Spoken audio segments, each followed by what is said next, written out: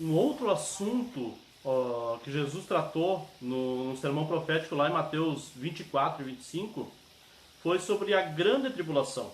Então no vídeo anterior a gente viu sobre as dores de parto, o princípio das dores, lá eu defini, né, esse período específico na história. E agora então nós vamos chegar na grande tribulação.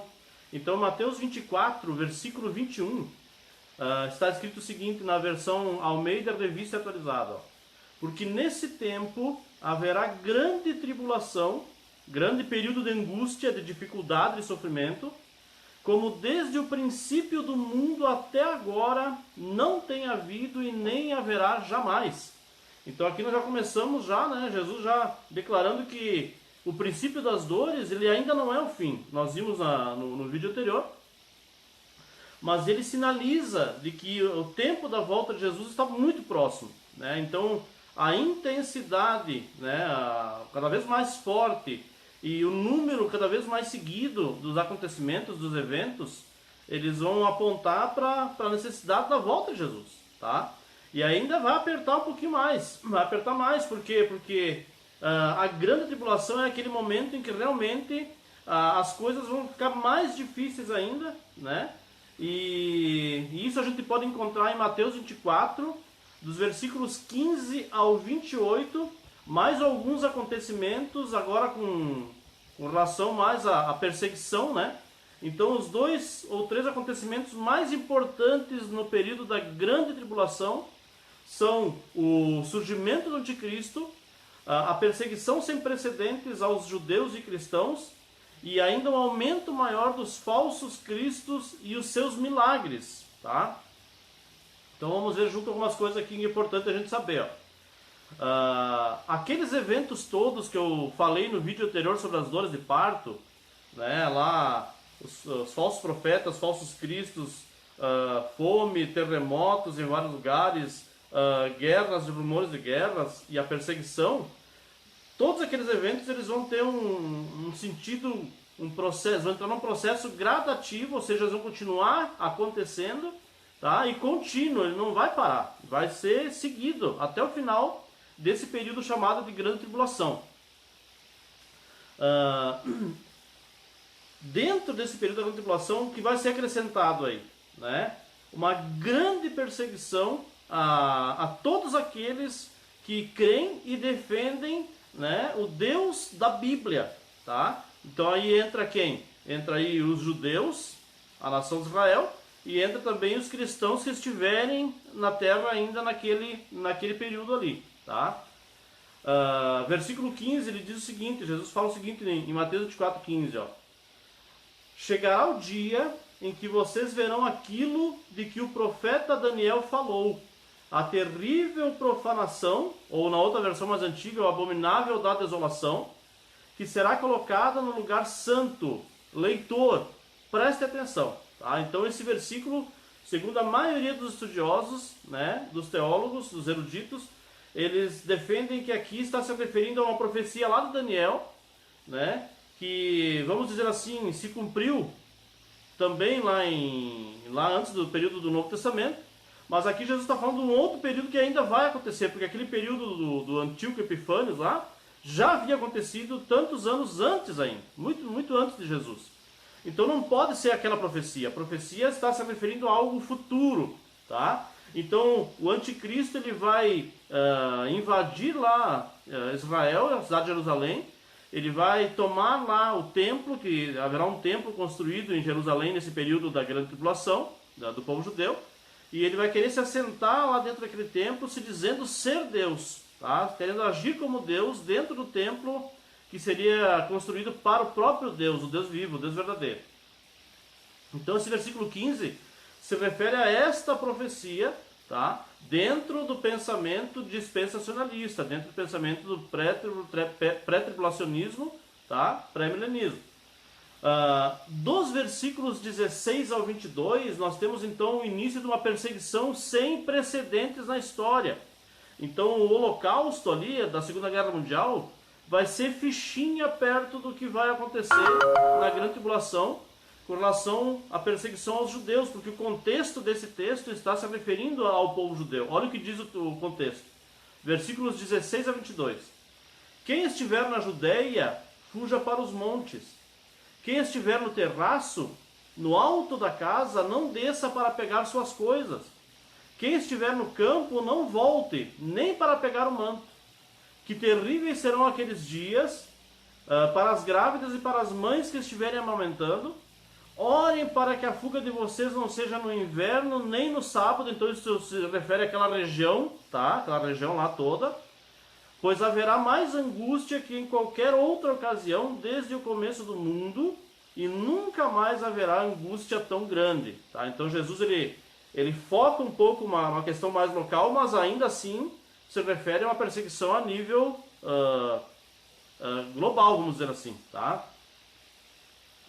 De fato, se o tempo de calamidade não tivesse sido limitado, ele chama isso tudo de tempo de calamidade, ninguém sobreviveria, mas esse tempo foi limitado por causa dos escolhidos. Ainda assim, Deus vai ter misericórdia, Deus vai operar ali, de uma certa forma vai guardar, vai proteger, vai livrar, né, o seu povo nos últimos dias ali, nesse período da grande tribulação. Um outro evento também que fica muito claro, muito destacado aqui nas palavras de Jesus, no sermão profético, de Mateus 24, versículos 23 a 28, é o surgimento dos falsos cristos, que nós vimos já também ainda no princípio das dores, né? Mas que vai perdurar aqui agora com milagres, né? Então, para tentar justificar ou tentar identificar eles como homens, entre aspas, né, de Deus. Então, o que Jesus fala sobre os falsos cristos e os falsos milagres no período da grande tribulação. Portanto, se alguém lhes disser: vejam, aqui está o Cristo, ou ali está ele, não acreditem, pois falsos cristos e falsos profetas surgirão e realizarão grandes sinais e maravilhas a fim de enganar, se possível, até os escolhidos. Vejam que eu os avisei de antemão. Portanto, se alguém lhes disser: ele está no deserto, nem se deem ao trabalho de sair para procurá-lo. E se disserem: está escondido aqui, não acreditem, porque assim como o relâmpago lampeja no leste e brilha no oeste, assim será a vinda do Filho do Homem. Onde estiver o cadáver, ali se ajuntarão os abutres. Então aqui Jesus faz uma grande advertência sobre o cuidado, né, com aqueles que pregam um poder dado a eles do próprio Deus para exercer milagres aqui na terra. Gente, quando você pega o Evangelho de João, capítulo 20, se não me engano, os últimos versículos do capítulo 20, diz a Bíblia que Jesus fez muitos outros milagres que não estão narrados neste livro, né, porque não caberiam, né, em muitos livros.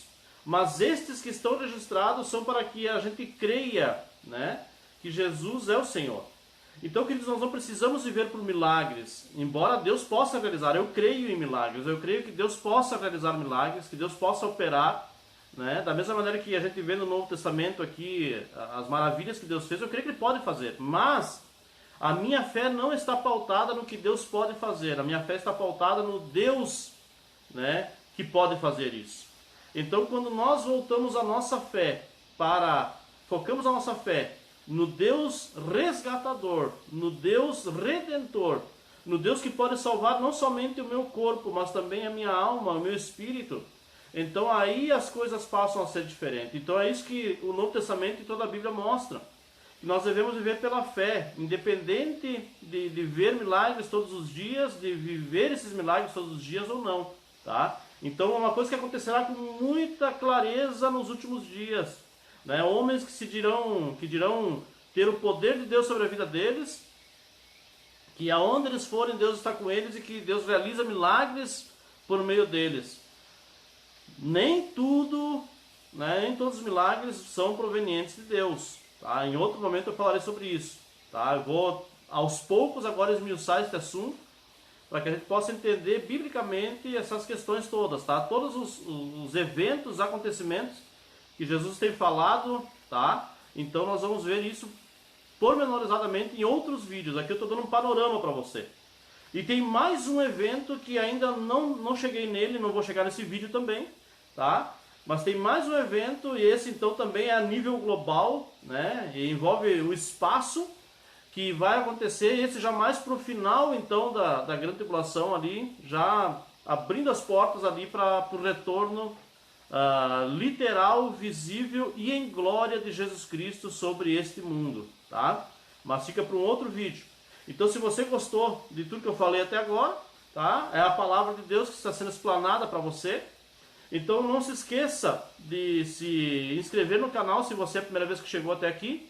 Não deixe de deixar o seu joinha ali, né? O seu like. E compartilhe esse vídeo com pessoas que têm a mente aberta, pessoas que gostariam de aprender mais, porque esse nosso canal ele é feito justamente para a pessoa que tem o desejo de conhecer mais. Tá? Não para debater, não para discutir sobre assuntos bíblicos ou teológicos, mas para que as pessoas que não tenham entendimento, as pessoas que desejam conhecer mais a Deus, possam esses vídeos chegarem até ela. Então nos ajude, tá? Compartilhe com as pessoas. Então se você conhece alguém que deseja aprender mais, esse canal é para isso aí, tá? Que Deus te abençoe e até o próximo vídeo.